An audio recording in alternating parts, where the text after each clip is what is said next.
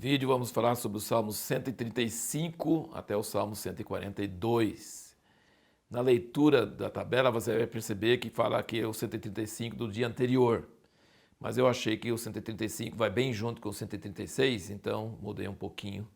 Você leu ontem, não tem problema. E respondendo à pergunta que nós fizemos no último vídeo, quais são os dois motivos mais fortes nos Salmos pelos quais devemos louvar o Senhor? Primeiro, porque Ele é Criador, pela criação. Ele que fez o céu e a terra e tudo que neles há. Então Ele é o Todo-Poderoso, tudo é dele, Ele fez tudo e se Ele fez é dele. E Ele é poderoso, então esse poder dele, essa sabedoria dele. Lembra de como Deus respondeu a Jó?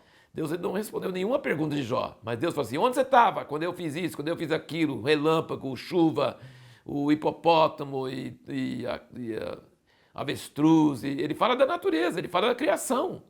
Então a criação revela a Deus. Deus se revelou a Jó por meio da criação. Então, o primeiro motivo que os salmos sempre dão para louvar a Deus é pela criação, é pela natureza.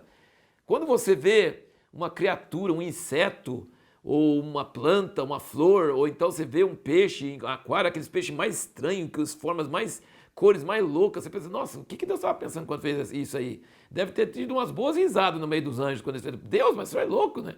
Fez um cara com olhão, fez não sei o quê, você tem cada bicho, então assim, a sabedoria de Deus manifestada na criação é um negócio impressionante. Existiu, por exemplo, uma história sobre um casal de escultores na União Soviética que tinham se criado no ateísmo. Eles nunca tinham ouvido a Bíblia, nunca tinham tido contato com o cristianismo, nada. E era ensinado que Deus não existe. E quando foi aberto e tiveram acesso a eles adoravam aquele que fez o polegar. Você já pensou? Mas por que você está adorando aquele que fez o polegar? Porque como escultores, a genialidade de ter criado o polegar, de ter tido essa ideia, então eles falam assim, alguém fez. Então nós vamos adorar esse alguém que fez. A natureza revela a Deus. Então esse é o primeiro ponto muito marcante. E os Salmos estão cheios disso. Você pode olhar os Salmos, está sempre falando sobre isso. Aqui o Salmo 135 fala no versículo 6. Tudo que o Senhor deseja, Ele o faz no céu, na terra, nos mares e em todos os abismos. Faz subir vapores, traz relâmpagos, tira ventos. O segundo motivo é sempre a saída de Israel do Egito. As pragas. E feriu as nações, tirou-os do Egito, conduziu para o deserto, introduziu na terra. Então, dois motivos para louvar a Deus nos Salmos. Deus é Criador e Deus livrou Israel do Egito com sinais e prodígios. As obras de Deus e a natureza de Deus, essas duas coisas são os grandes motivos para louvar ao Senhor, para adorar ao Senhor. Agora, o Salmo 136 é o salmo mais cheio de recede na Bíblia. Lembra que eu estou sempre indicando esse livreto? Recede, é uma palavra hebraica que refere à misericórdia duradoura de Deus. E em nossas traduções, a minha Bíblia fala benignidade. Em outras Bíblias falam a misericórdia. Outros falam amor. Outros falam bondade. E mesmo na mesma tradução eles ficam trocando esses termos. Porque, na verdade, significa a sua duradoura misericórdia. O seu fiel amor. O seu amor constante, é mais ou menos perto do que quer dizer, mas não é. E olha aqui, todo o versículo desse salmo,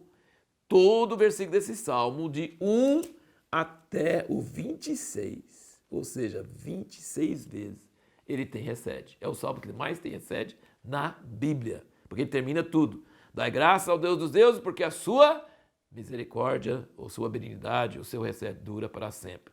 E nesse salmo, por que você deve adorar a Deus?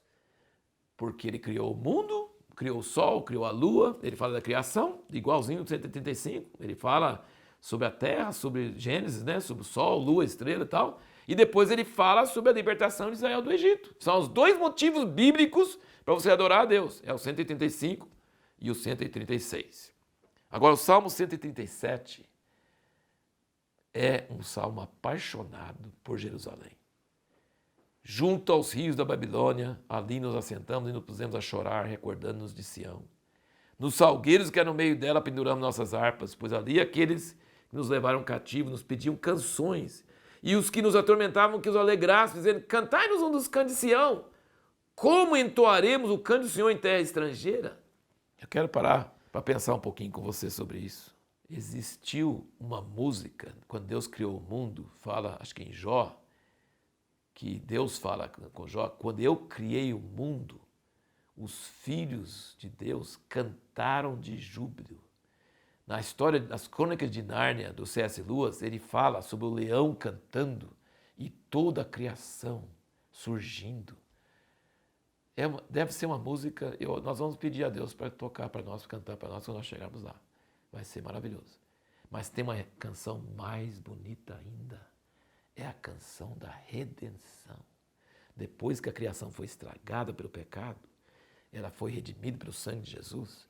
E no fim de tudo, vai ter vozes cantando a Deus em todo o mundo, milhões de vozes, adorando a Deus. E esse cântico, ele só pode ser cantado quando Jesus voltar, quando estiver em Sião. Na Babilônia não dá para cantar, não. Como vou cantar um cântico do Senhor em terra estranha?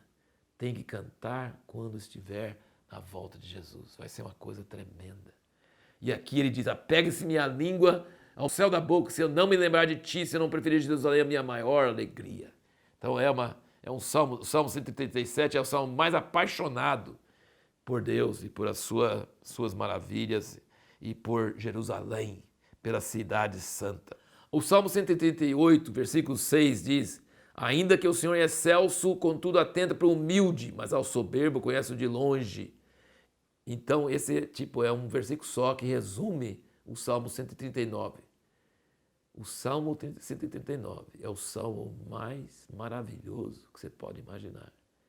E se alguém consegue ler esse salmo e ainda achar que o aborto é possível, é permitido, você lê esse salmo e medita. Deus te viu quando você estava no ventre da sua mãe, quando você era 2 células, Deus te viu. Deus viu e escreveu os seus dias, quando nenhum deles ainda existia. E esse versículo diz, ainda que ele é excelso, mais alto, que se abaixa para ver o que tem no céu e na terra, ele se atenta para o humilde, para o desprezado, para aquele preso lá no campo de concentração, para aquele que ninguém dá, que todo mundo despreza e ele mesmo se despreza. Deus olha, Deus se importa. Deus é tão alto e tão grande, mas ele é tão minucioso. E aqui diz nesse Salmo 139 que não tem jeito de fugir dele, não. Que ele é muito mais perceptível do que aqueles máquinas de raio-x nos aeroportos. Ele não vê só seus órgãos internos, ele vê seus pensamentos. Ele vê toda a sua vida, ele sabe o cabelo de sua cabeça, ele fala que formou seus rins. Ele viu a sua substância ainda informe, e no seu livro foram escritos seus dias.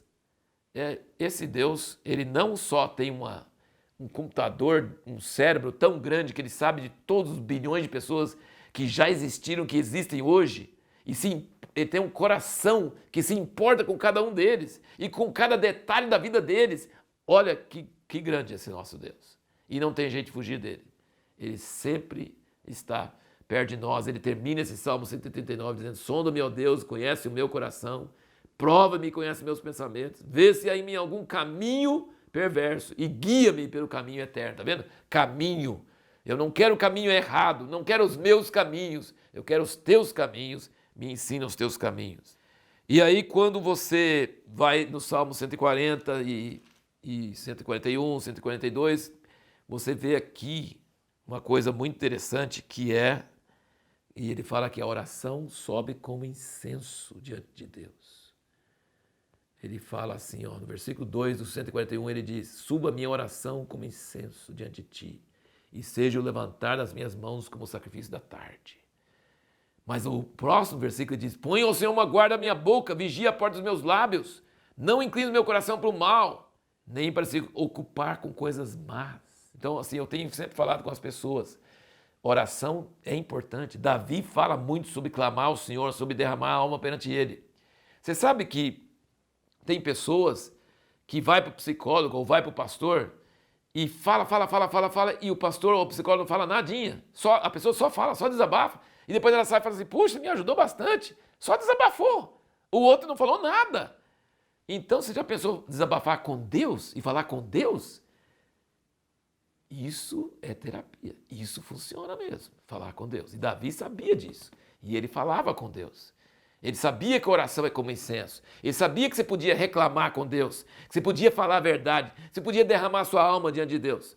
Mas, presta bem atenção, se você usa a mesma língua que ora para falar mal das outras pessoas, para xingar, para usar palavras torpes, você está com cada palavra dessa desmanchando o efeito das suas orações. Por isso que ele diz que seja como incenso, mas Deus põe guarda meus lábios para eu não falar coisas erradas e não andar por caminhos errados.